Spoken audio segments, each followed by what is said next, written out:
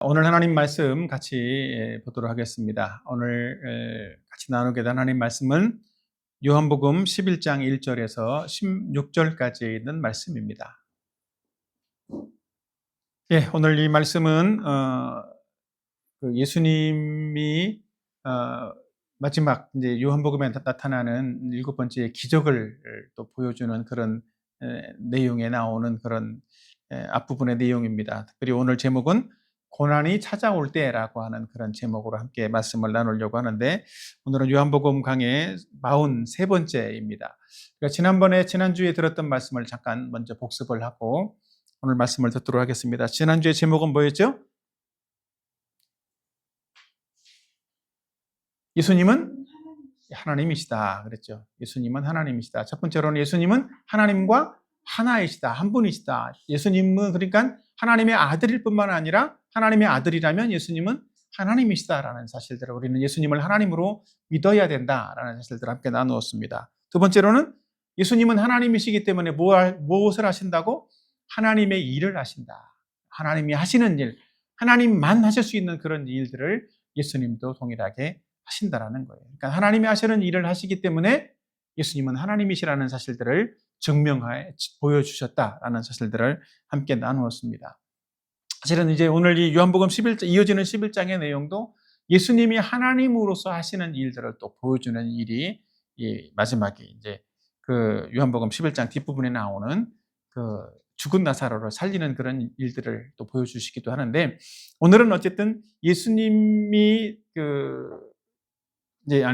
예수님에게 그 마리아와 마르다가 나사로의 병들어서 죽게 된 상황들을 소식을 알리는 그런 내용의 말씀인데, 그 내용을 통해서 고난이라고 하는 측면들을 함께 좀 살펴보려고 합니다. 특별히 이번 주간은 고난 주간이기도 하기 때문에 고난이라는 것에 대해서 좀 초점을 같이 맞추어서 살펴보려고 하는 거죠. 고난이 찾아올 때 우리는 어떻게 해야 되는가? 많은 그리스도인들은 신앙생활을 하면서 어떤 의무를 가지는 게 하나가 있는데, 그게 뭐냐면 왜 신앙생활을 잘 하고 있는데, 하나님을 잘 믿고 있는데 왜 어려움을 당하고 왜 고난을 당하는가라는 거예요. 그게 좀 아이러니하지 않습니까? 그죠? 사람들은 그래서 어떤 마음을 가지는 거예요? 예수님을 믿으면 모든 일이 잘 되어야 한다라고 생각하는 거예요. 실제로 예수님을 믿으면 잘 돼야죠. 그죠? 근데 꼭 잘 되는 것이 예수님을 잘 믿는 것의 증거라고 볼 수는 없다라고 하는 거죠. 그리고 사람들은 어려움을 당하는 것은 믿음 없는 사람들이나 아니면 비그리스도인들이나 당하는 것처럼 생각하는 경우들도 있다라고 하는 거죠. 근데 그것도 사실은 잘못된 생각입니다.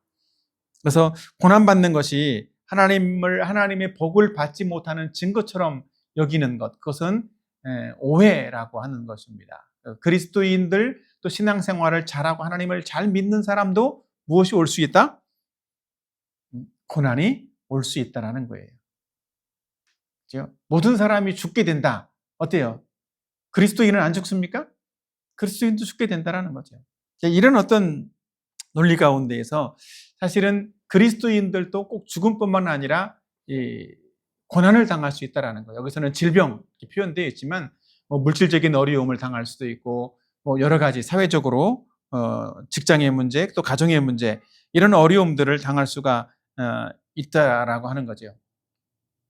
근데 오늘 본문에서는 분명하게 이제 말씀하고 있는 것은 예수님을 잘 믿고 따랐던 어떤 한 가정에도 이렇게 고난의 문제들이 찾아왔다라는 거죠. 이 여동생들이 지금 이제 예수님께 사람을 보내서 우리 오빠가 지금 아파요. 그리고 상태가 심각해서 위독합니다. 이런 사실들을 알렸잖아요. 그리고 이 오빠 나사로는 예수님이 오늘 본문에도 말했죠. 우리의 친구, 내 친구라고 예수님이 말씀할 정도로 상당히 가까운 어떤 그런 사람이었다라는 거죠. 그리고 이 남매들은 예수님을 잘 믿고 또 예수님과 친분도 두터웠고 또 예수님을 사랑하는, 또 예수님이 이 남매들을 사랑하고 있는 그런 사람들, 그런 관계에 있었다라고 하는 것입니다. 그리고 여기 나오는 또 마리아, 이 여동생 마리아는 값비싼 향유를 예수님의 발에 부어서 자기의 머리털로 예수님의 발을 씻었고, 또 그 일들을 통해서 예수님이 나의 장례를 준비하는 것이다 라고 칭찬했던 그런 여인이었다라는 거죠.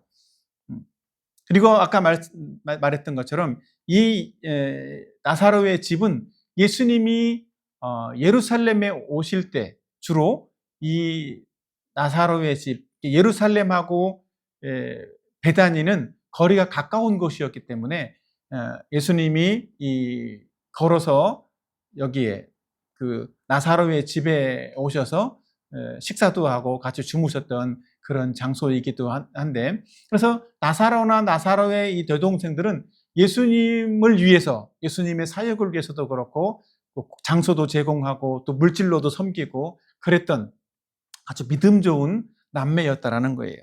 근데 그런 믿음 좋은 그 남매들에게 고난이 닥쳐왔다라는 것입니다. 고난이 찾아왔다라는 거예요. 그 고난은 단순한 어떤 감기 정도, 코로나에 걸리는 그런 정도도 아니고 어떤 정도냐면 죽게 되는, 죽음의 위기에 놓여지는 그런 위험한 어떤 고난의 문제들을 경험하게 되었다라는 거죠.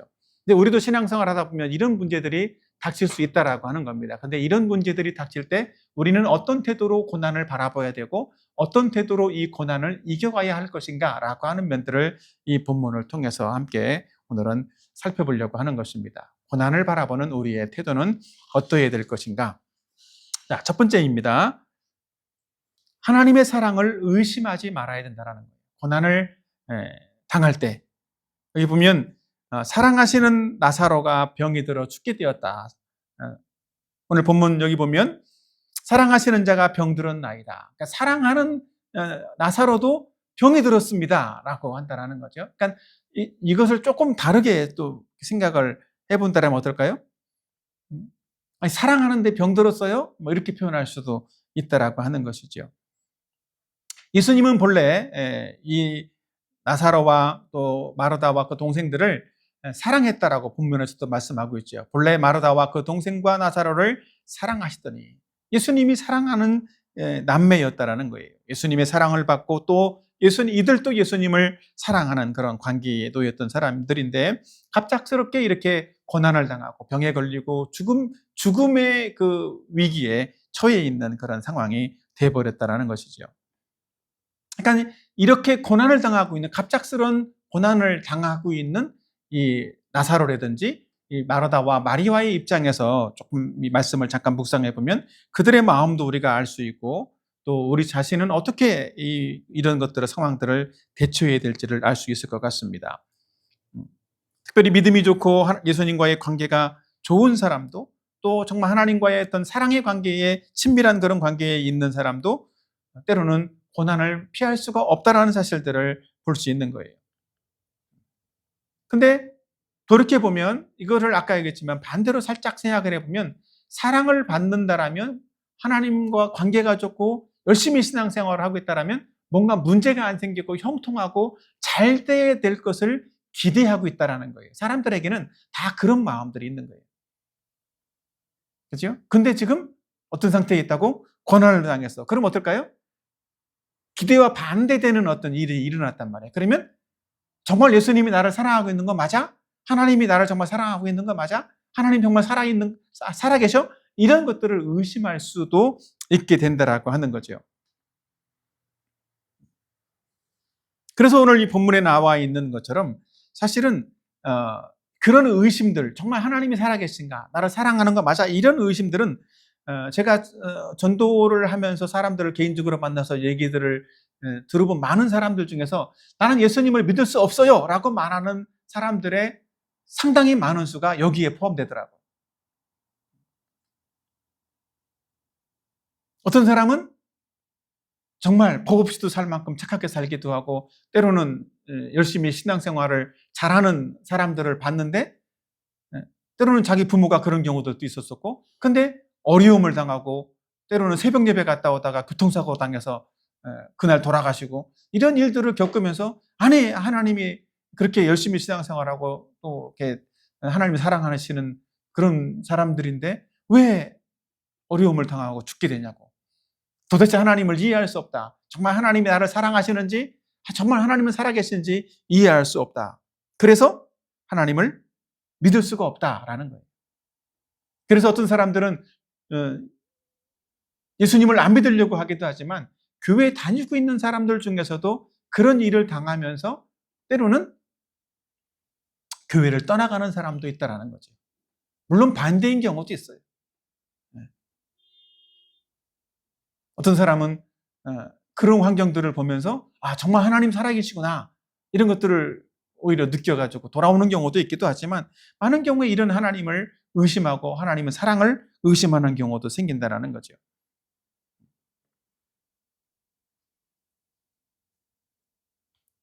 우리 환경 속에서도 우리도 뭔가 그 상황들이 더 안 좋아지고 또 일도 안 풀리고 사업이 망한다. 그럼 어떻겠어요? 하나님 감사합니다. 할렐루야. 그럴 수 있을까? 뭔가 마음속에 불편함이 생기고 정말 하나님 사랑을 의심하는 그런 일들이 먼저 일어날 수도 있다라는 거예요.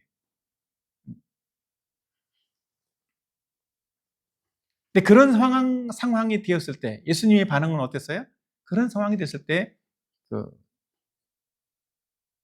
오히려 예수님이 얼른 그래? 지금 나사로가 지금 죽게 되었단 말이야. 그러면서 얼른 가면 죽겠지, 그지? 근데 얼른 안 가셨다라는 게 문제인 거예요. 근데 고난이 계속 이어지고 있다라고 하는 거죠. 여기 보면 이런 고난을 당했을 때 예수님이 지금 계신 곳이 어딘지 잠깐 지도를 통해서 한번 보려고 합니다. 여기 아랫부분에 보면 아래쪽 왼쪽에 보면 예루살렘이 있죠, 그죠?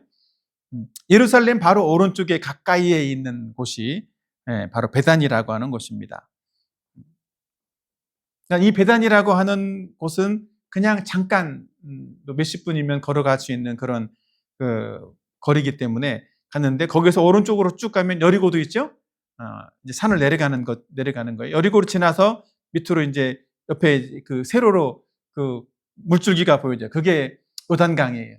그 요단강을 건너서 오른쪽이 이제 베레아라고 하는 지역인데 이 베레아 지역의 요단강 근처에 예수님이 계셨는지 아니면 또 베레아 이 멀리에 계셨는지 잘 알 수는 없지만 최소한 요단강 근처의 베레아 지역에만 예수님이 계셨다라고 할지라도 베다니까지는 몇 킬로인 줄 알아요? 28킬로라고 해요. 그럼 28킬로라고 하면 서울에서 보면 서울에서 서에서 동쪽까지 끝에서 끝의 거리 정도 돼요. 그러니까 방화대교에서 잠실대교 정도까지 거리가 28킬로 정도 되는 거리라고. 그 거리를 걸어갔어야 되는 거예요. 그래서 보통 걸어서 가면 하루 정도 걸어가야 되는 그런 거리라고 하는 거죠. 근데 그 거리를 나사로가 병이 들렸다라고 해서 마리아와 마르다는 사람을 보내서 예수님에게 그 소식을 알렸다라는 거죠. 근데 그럼에도 불구하고 또 여기 사실은 예수님이 즉각 간다라고 할지라도 어떨까요? 최소한 하루를 또 가셔야만 했겠지. 근데 예수님은 가지 않았다라는 거예요. 자, 요한복음 11장 6절 같이 한번 읽어볼까요? 시작. 나사로가 병들었다함을 들으시고 그 계시던 곳에 이틀을 더 유하시고 이틀이나 2일 동안이나 더 기다리셨다라는 거예요. 우리는 그렇게 생각할 수 있죠. 예수님이 나를 사랑한다라면, 우리를 사랑한다라면 즉시 와서 고쳐주셔야지 그런 생각들을 했을 거예요. 때로는 어쩌면 거리가 하루 정도 또 와야 되니까 예수님의 능력이라면 굳이 오지 않고도 어때요? 말씀만으로도 고쳐줄 수 있는 능력이 있어 없어? 있단 말이죠. 그러니까 지금까지도 여러 번 그렇게 또 행하셨어. 말씀으로만으로도 병을 고쳐주시는 일도 또 있었다는 거죠. 근데 예수님은 그렇게 하지도 않고 이틀 동안이나 오히려 가지도 않으셨다는 거예요. 그런데 주의해야 될 점은 우리가 여기서 교훈받아야 될 것은 뭐냐면 우리의 고난의 문제가 벌어졌을 때에도 마찬가지, 또 고난의 문제가 빨리 해결되지 않는다고 할 때에도 우리는 어떻게 해야 된다? 예수님이 나를 사랑하신다는 그 사실에 대해서는 우리는 의심하지 말아야 된다는 거예요. 우리는 왜 그 사실을, 왜 예수님의 사랑을 의심하지 않아야 될까요? 하나님이 우리에게 주시는 이 고난의 환경들은 오히려 하나님의 영광을 볼 수 있는 그런 환경이라고 하는 거예요. 하나님의 영광을 보게 하기 위해서 주시는 환경이라고 말씀하고 있는 거죠. 그래서 예수님이 오늘 요한복음 15장 4절에서도 이 병은 죽을 병이 아니라 하나님의 영광을 위함이요 하나님의 아들이 그로 말미암아 영광을 받게 하려 함이라 이렇게 말씀하고 있다라는 거죠. 이 병은 단순한 병이 아니다라는 거죠.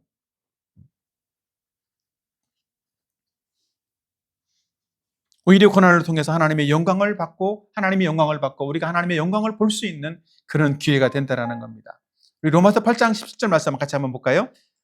시작. 자녀임은 또한 상속자 곧 하나님의 상속자요 그리스도와 함께 한 상속자니 우리가 그와 함께 영광을 받기 위하여 고난도 함께 받아야 할 것입니다. 고난을 받는 것, 하나님의 자녀들에게 고난을 받는 것은 어떤 의미라고? 영광을 받기 위한 거라고. 그러니까 영광으로 가는 통로가 고난이라고 말하는 거예요. 그리스도와 함께 영광을 받기 위해서 우리는 그리스도와 함께 고난도 받아야 된다라고 말씀하고 있는 거죠.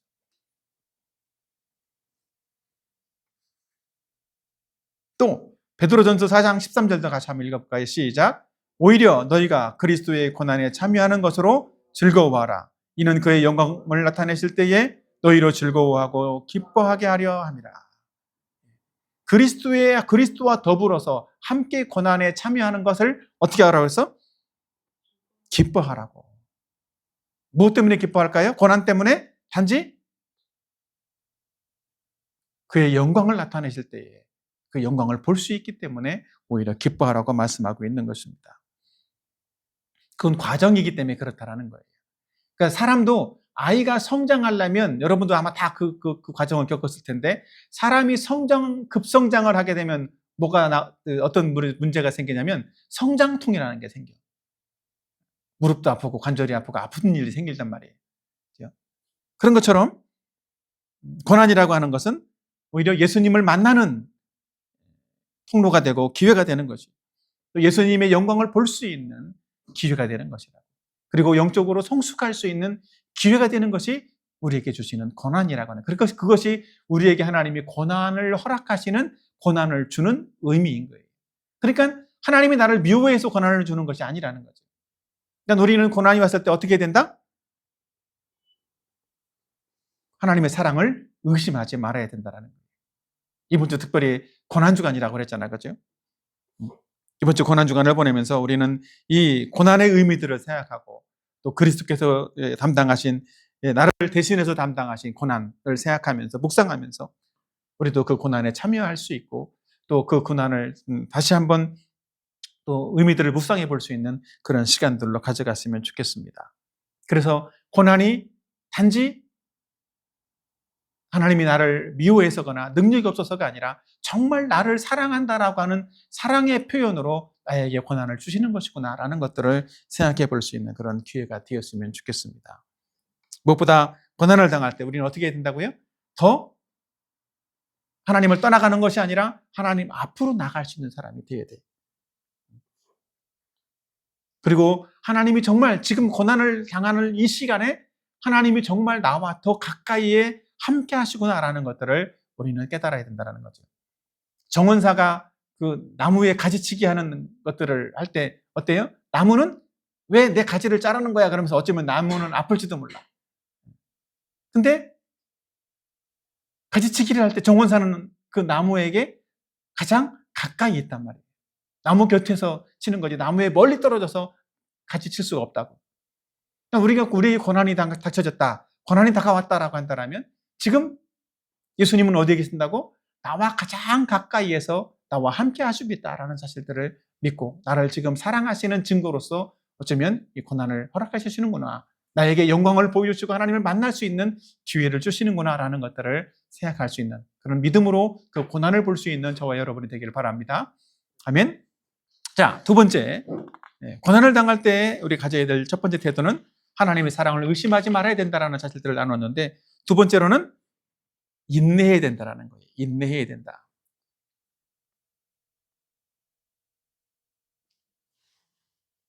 자, 여기 14절, 15절 같이 한번 읽어봅시다. 시작. 이에 예수께서 밝히 이르시되 나사로가 죽었느니라. 내가 거기 있지 아니한 것을 너희를 위하여 기뻐하노니 이는 너희로 믿게 하려 함이라. 그러나 그에게로 가자 하시니. 예. 나사로가 죽을 때까지 예수님이 그 자리에 있지 아니한 것을 오히려 기뻐한다 그랬어요. 그 자리에 있었으면 나사로를 고쳤겠지, 그치? 금방. 근데 안 고치고 그 자리에 있지 않은 것을 오히려 기뻐한다. 왜?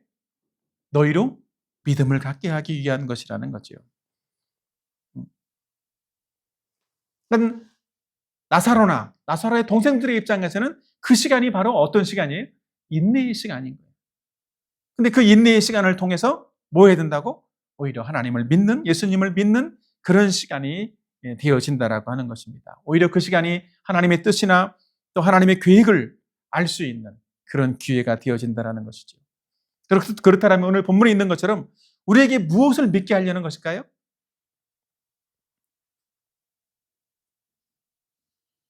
첫 번째, 우리가 믿어야 될 수 있는 것은 바로 예수님은 단순히 질병을 고쳐주시는 분이 아니라 우리를 죽음에서 영생을 주시는, 죽은 자를 살려주시는 분이라는 사실들을 믿게 하는 것이라는 거예요.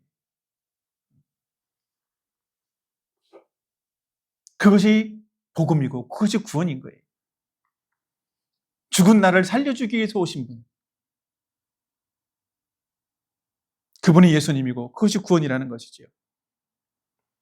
어쩌면 예수님이 시간적으로 이렇게 유추해 보면 예수님이 마르다가 보낸 사람이 예수님께 와서 지금 나사로가 병들었습니다라고 말을 전해 들었을 때 이미 그때 어쩌면 나사로가 죽었다라는 사실들을 예수님은 아셨을지도 몰라요.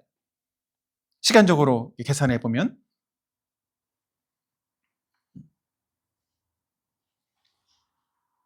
왜냐하면 요한복음 11장 17절에 보면 예수께서 와서 보시니 나사로가 무덤에 있은지 이미 나으리라 그랬어요. 예수님이 가셔서 보니까 나사로가 무덤에 있은지 며칠이라고? 나흘, 4일 지났다라는 거예요. 아까 얘기했듯이 28kg를 나사로가 병들어서 죽게 될 위기에 있었을 때 28kg를 하루 동안 왔어. 그죠? 그리고 예수님은 며칠을 있었다고? 이틀을 기다렸어. 그리고 예수님은 또 하루를 지나서 갔겠죠. 그죠? 그러니까 가보니까 죽은 지 4일이라는 거예요. 그러니까 마르다가 사람을 보내서 그 사람이 오는 중에 이미 어쩌면 나사로는 이미 죽었다라는 거죠.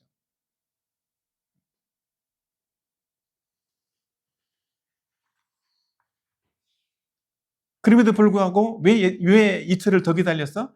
완전히 나사로가 완전히 죽으면서 이제 장사도 지내고 완전히 죽어서 끝날 때까지 저기 더 이상 살아날 저기가 여지가 없을 때까지 사실은 어쩌면 기다린 것이라고도 볼 수 있어요. 고대 유대인들은 그렇게 믿었대.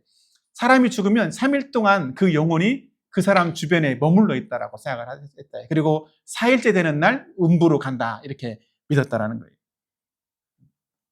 그러니까 살아날 가능성이 전혀 없고 육체는 다 부패되어진 그런 상황에서 예수님은 정말 생명을 주시는 분이시다. 예수님은 생명의 주관자이시다. 예수님은 우리의 메시아이고 우리의 구원자이시다. 이런 사실들을 알려주시기 위해서 예수님은 더 기다리셨다라는 거죠. 그러니까 인내의 시간은 바로 그렇게 예수님이 구원자이심을 볼 수 있고 생명의 주관자이심을 경험할 수 있는 그런 기회라는 거예요. 우리는 예수님을 믿음으로써만 구원받는 사람이 되는 줄로 믿습니다. 아멘. 예수님이 생명의 주관자이시고 구원자이시기 때문에 바로 우리는 예수님을 믿어야 될 이유가 여기에 있는 거예요. 또 다르게 생각해 보면 우리가 영생이라고 하는 입장에서 생각해 보면 이런 말씀도 생각해 볼 수 있습니다. 같이 11장 11절 같이 한번 읽어볼까요? 시작. 이 말씀을 하신 후에 또 이르시되 우리 친구 나사로가 잠들었도다. 그러나 내가 깨우러 가노라. 여기 보면 예수님은 어떤 시야로 말을 하고 있어요? 예수님이 죽었다는 걸 분명히 아셨음에도 불구하고 예수님은 나사로를 지금 어떻게 했다고? 잠들어 있다라고 말씀하셨다라는 거예요. 그러니까 영생이라고 하는 측면에서 생각해 보면 어때? 잠들어 있는 거, 죽어 있는 거. 이것은 죽어 있는 것은 잠시 잠들어 있는 것에 불과하다라는 거예요. 그래서 예수님은 이렇게 나사로가 죽은 것을 지금 잠들어 있어, 자고 있어 이렇게 말했다라는 거죠. 유대인의 관념에서는 그래서 우리 조상들이 잠들어 있다. 무덤을 그렇게 표현했어요. 너희 조상과 함께 가서 잠들어라 이렇게 표현하기도 하고 있고, 잠들었다라는 것을 죽었어, 끝났어 이제 이런 의미가 아니라 영생이라고 하는 측면들에서 영원하신 하나님 앞에서 생각하기 때문에 잠들었다라고 표현을 한다라는 것이죠. 그래서 그리스도인들은 죽음을 이런 관점에서 봐야 되는 거예요. 잠자는 시간. 다시 깨어서 영원히 하나님과 살 거야. 이런 천국을 소망하는 그런 삶을 살아야만 한다라는 거죠.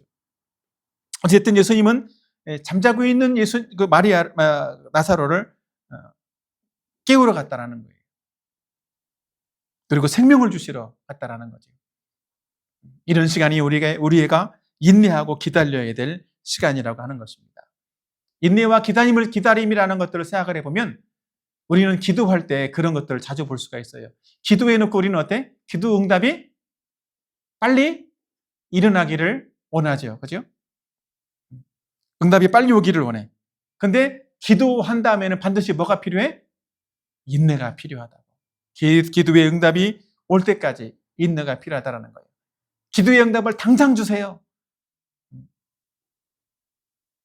아무리 졸라도 하나님은 하나님의 시간표에 맞게, 하나님의 때에 맞게 나에게 가장 적절한 시기에 응답을 주신다라는 거예요.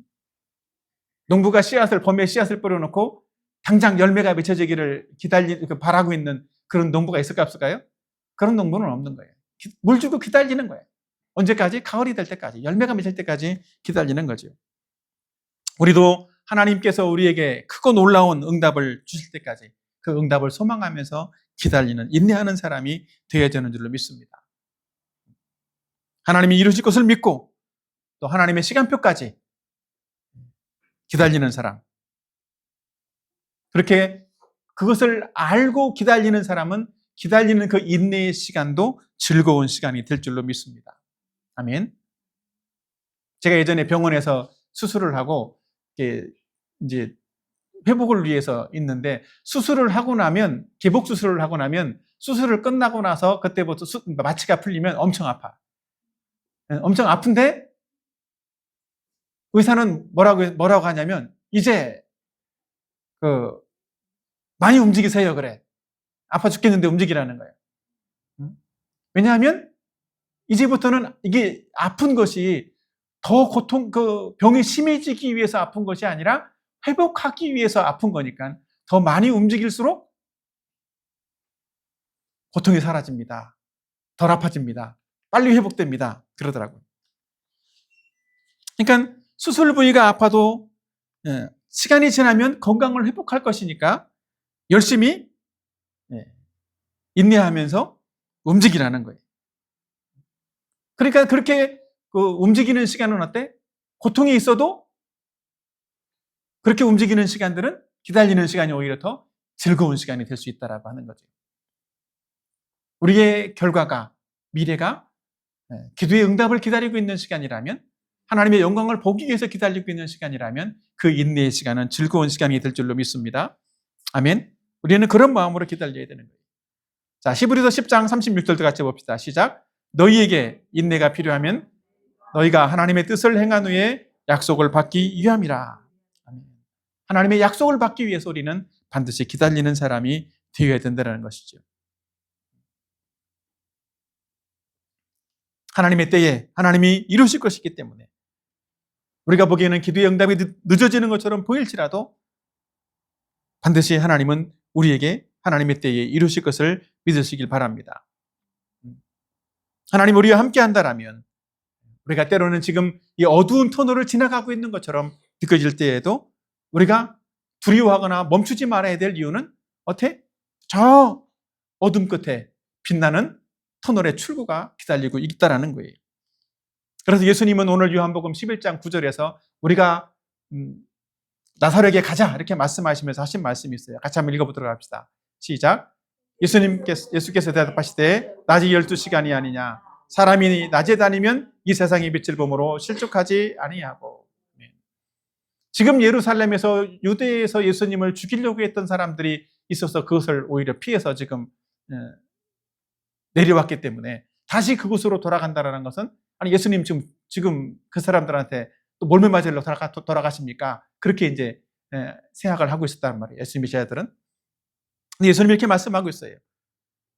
낮에 다니면 실족하지 않을 수 있다. 이 낮이라고 하는 의미에서 나오고 있는 이 빛은 누구예요? 바로 예수님을 상징하는 것이라고. 그러니까 예수님과 함께 한다라면 고난이 있어도 어려움이 있어도 어때? 그것은 오히려 우리를 실족하게 하지 못한다. 오히려 고난이 왔을 고난 속에서도 더 빛대신 예수님과 끝까지 동행한다라면 반드시 밝은 출구가 있을 것이다. 영광을 볼 것이다 라고 예수님은 말씀하고 있는 거예요. 그래서 우리는 이 고난을 당할 때 오늘 말씀 우리가 두 가지들을 기억했으면 좋겠습니다. 고난을 당할 때 하나님이 나와 함께 하시고 정말 나를 사랑하신다라는 사실들을 기억해야 됩니다. 아멘. 두 번째, 고난의 끝에 분명히 영광이 있다는 사실들을 믿고 우리는 끝까지 뭐 해야 된다? 인내해야 된다라고 하는 겁니다. 그래서 우리에게 다가오는 혹시라도 우리가 인생을 살면서 만날 수 있는 고난 가운데에서 우리는 고난을 잘 통과하고 하나님의 살아계심을 경험하고 또 하나님의 영광을 볼 수 있는, 그래서 영적으로도 더 성숙할 수 있는 저와 여러분의 삶이 되기를 예수님의 이름으로 축복합니다. 아멘.